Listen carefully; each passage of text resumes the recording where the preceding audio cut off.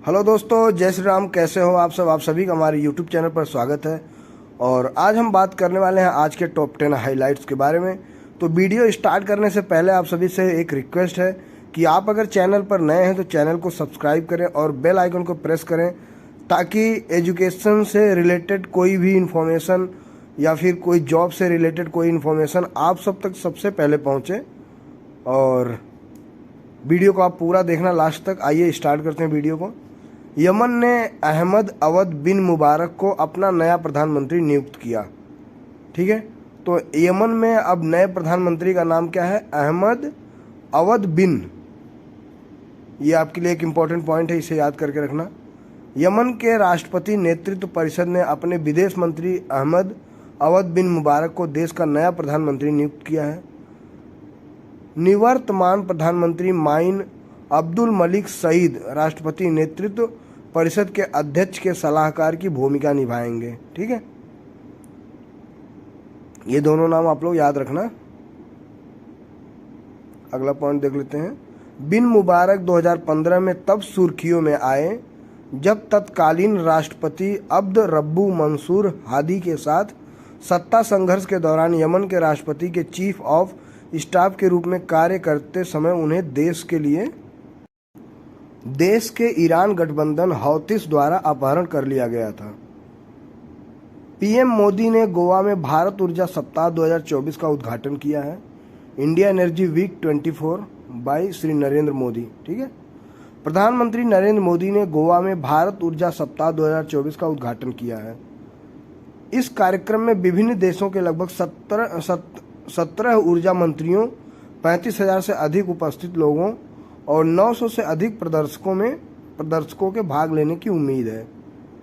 ठीक है दोस्तों, प्रधानमंत्री एक सार्वजनिक कार्यक्रम में 1,330 करोड़ रुपए से अधिक की परियोजनाओं का उद्घाटन और शिलान्यास भी करेंगे।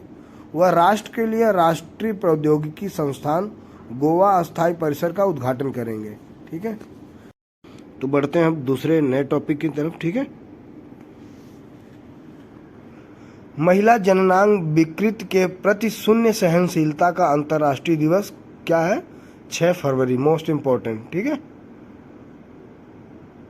महिला जननांग विकृति हेतु शून्य सहनशीलता का अंतर्राष्ट्रीय दिवस एक संयुक्त राष्ट्र प्रायोजित वार्षिक जागरूकता दिवस है, जो महिला जननांग विकृति को खत्म करने के यूएन के प्रयासों के हिस्से के रूप में 6 फरवरी को मनाया जाता है। ठीक है, यह दिन जागरूकता पैदा करता है और लोगों को जननांग विकृति प्रक्रिया से गुजरने वाली लड़कियों द्वारा सामना किए जाने वाले परिणामों के संदर्भ में शिक्षित करता है। ठीक है दोस्तों, इस वर्ष की थीम थी partnership with men and boys to transform social and gender norms to end FGM है। ठीक है, ये थीम याद रखना, काफ़ी इंपॉर्टेंट है। ठीक है, बढ़ते हैं। इलेक्शन कमीशन की तरफ से कुछ आया है स्ट्रिक्ट। चुनाव संबंधी किसी भी गतिविधि में बच्चों के इस्तेमाल को लेकर चुनाव आयोग सख्त है। तो अब से बच्चों से प्रचार नहीं करवाया जाएगा चुनाव में। आइए देखते हैं इस पे। चुनाव आयोग ने चुनाव संबंधी किसी भी गतिविधि में बच्चों के इस्तेमाल को लेकर सख्त निर्देश जारी किया है। आयोग ने कहा है, राजनीतिक दलों को सलाह दी गई है कि वे पोस्टर, पैम्फलेट वितरण, प्रचार रैलियां और चुनावी बैठकों सहित किसी भी रूप में चुनाव अभियान में बच्चों का उपयोग न करें।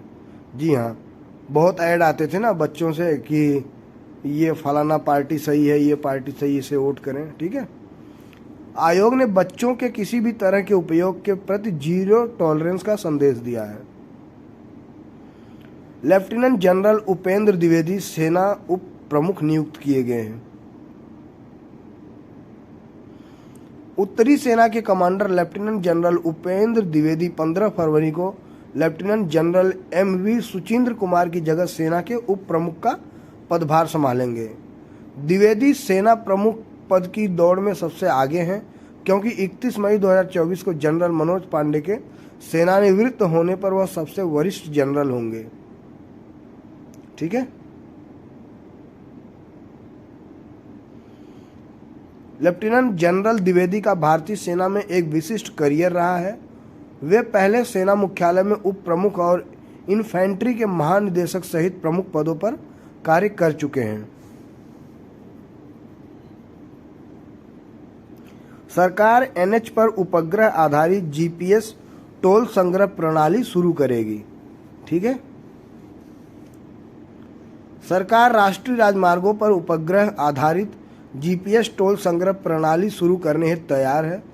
सड़क परिवहन और राजमार्ग मंत्री नितिन गडकरी ने कहा, उपग्रह आधारित टोल प्रणाली इस साल लोकसभा चुनाव से पहले लागू की जाएगी, यानी अप्रैल से पहले लागू कर दी जाएगी।